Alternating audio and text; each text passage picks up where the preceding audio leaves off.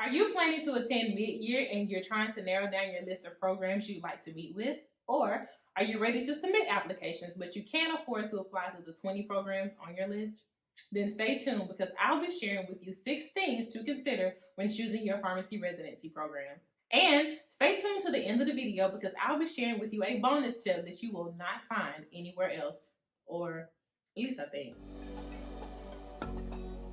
Hi, I'm Dr. K and welcome to my channel where I help you live your best life by sharing advice and tips on how to grow personally and professionally.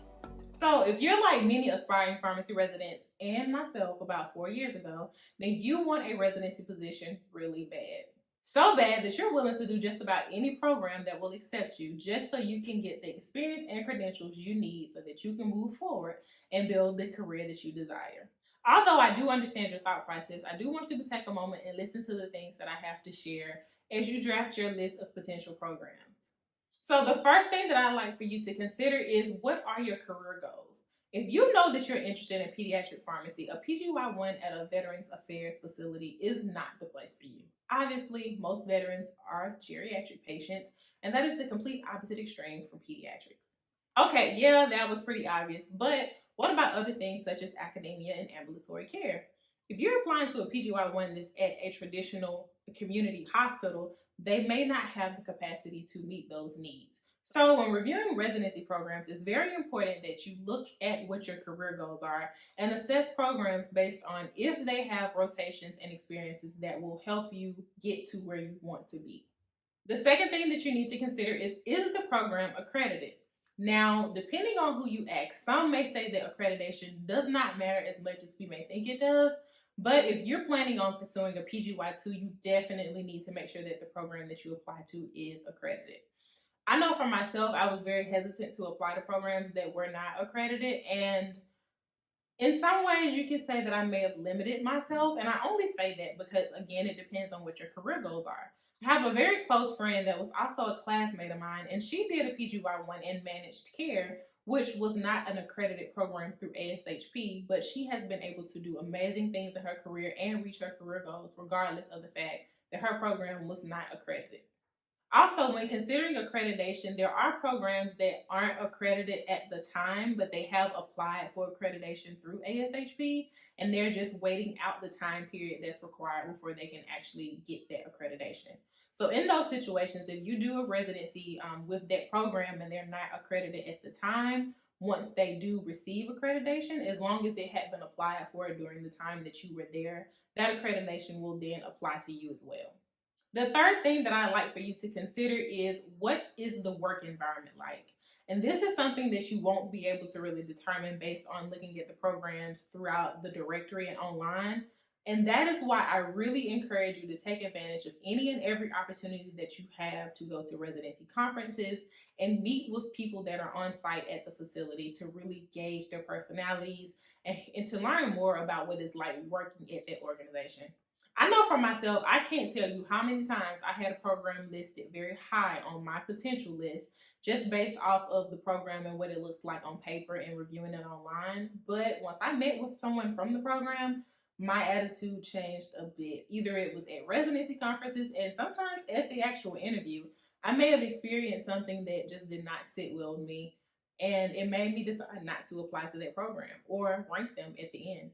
Now, I will say I never experienced any just bad experiences when it came to programs, but I am a person that I am very big on environment and vibes. And if I go and I just don't feel like things mesh well or flow, or if someone just does not seem open and welcoming that they will be of assistance in my learning process, then that was kind of a deal breaker for me, because the last thing I wanted to do was to commit myself to this process and then not really be able to get out of it what I needed.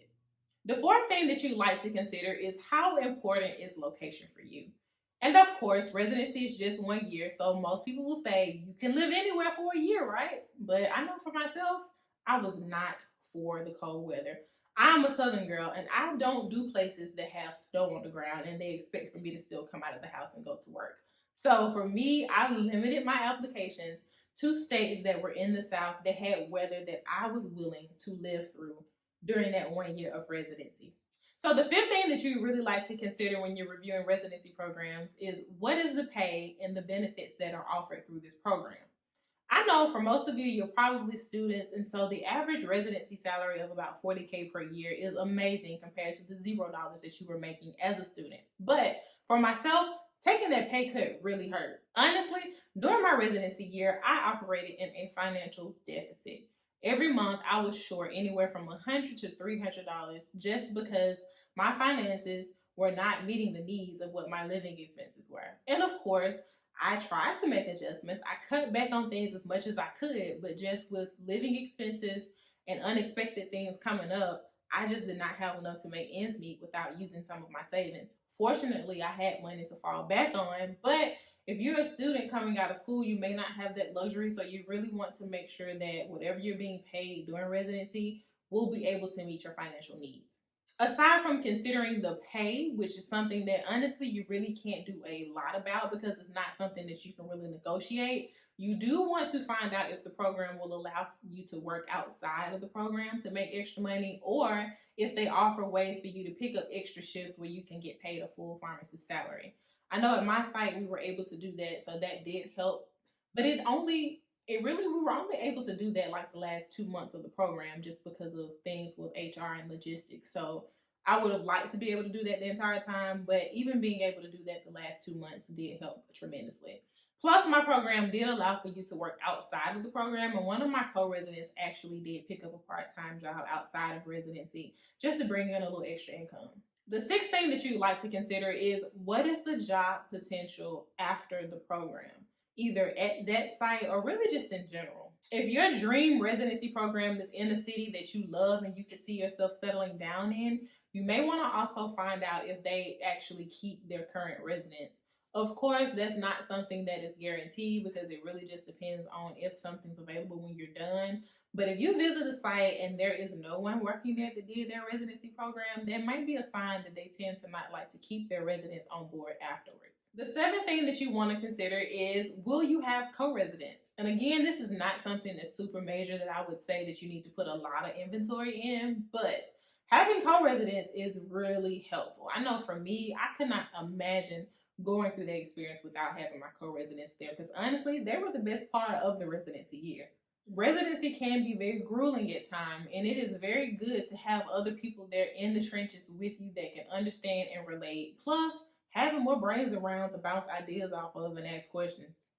So you have made it to the end of the video, and it is now time for the bonus tip, which is, what is your likelihood of actually matching to that program? And I know I am not trying to tell anyone to sell themselves short, but you also have to have realistic expectations and really consider if you have qualifications that will make you a strong candidate to likely match to that program. So if you are applying to a program that is very high in research, but you have zero research experience, it may be harder to match to their program. You have a strong background in community pharmacy and ambulatory care, applying to a program that is heavy in critical care may be challenging for you to actually match to. Of course, I am not saying that it's impossible to match to programs like that, because I definitely do believe that some people are fortunate to do so, but I also want you to make sure that you have realistic expectations. And so have those programs that are more challenging, that are more competitive on your list. Nothing's wrong with that. But also make sure that you include other programs that aren't as competitive that will still give you the opportunities that you need, just so you'll have a well-rounded list of programs when it's time to apply.